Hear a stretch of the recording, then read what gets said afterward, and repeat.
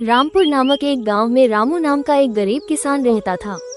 रामू मेहनती था, परंतु उसके पास बहुत थोड़ी सी जमीन थी।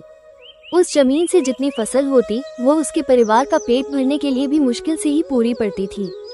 उसकी गरीबी और मेहनत को देखकर गांव के लोग कहते, रामू, इतनी मेहनत का क्या फायदा? तुम्हारा भाग्य ही खराब है जो तुम इतना परिश्रम करने के बावजूद भी गरीब हो।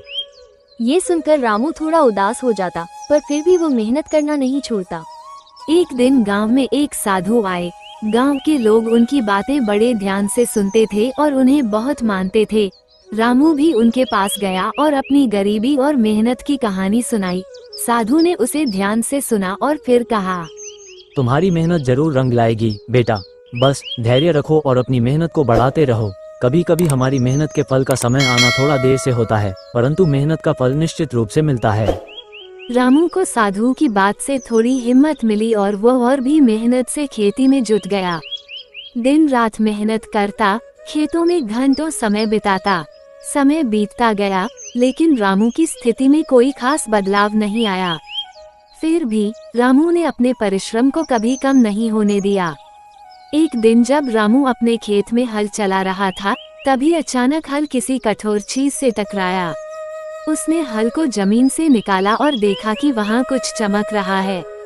उसने मिट्टी को हटाया तो एक पुरानी धातु की हांडी निकली। उसने हांडी को खोला तो उसकी आंखें चमक उठी। हांडी में सोने की मोहरें भरी हुई थीं। रामू को अपने भाग्य पर यकीन नहीं हो रहा था। उसने साधु बाबा की बात को याद किया कि मेहनत का फल अवश्य मिलता है।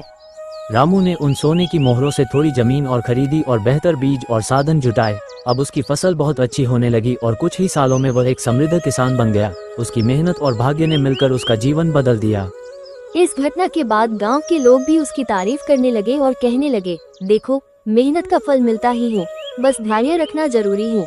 रामू ने अपनी मेहनत और धैर्य से सिद्ध कर दिया कि सच्ची लगन और परिश्रम से किस्मत भी हमारे साथ चलने लगती है।